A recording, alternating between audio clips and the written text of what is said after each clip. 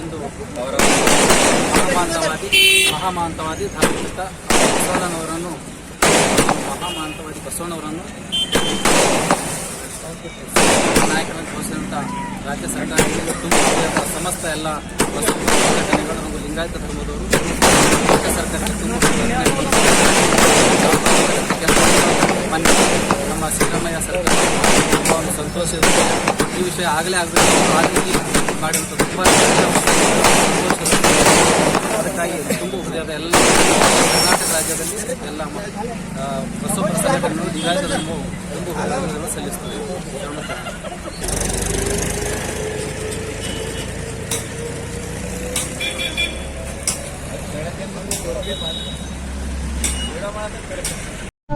ವೀಕ್ಷಕರೇ, ಈ ವಿಡಿಯೋ ನಿಮಗೆ ಇಷ್ಟ ಆಗಿದ್ರೆ ಈ ಕೂಡಲೇ ಸಬ್ಸ್ಕ್ರೈಬ್, ಕಮೆಂಟ್, ಲೈಕ್ ಮಾಡಿ ಹೊಸ ವಿಡಿಯೋಗಳನ್ನು ಮಾಡಲು ಬೆಂಬಲವನ್ನು ನೀಡಿ.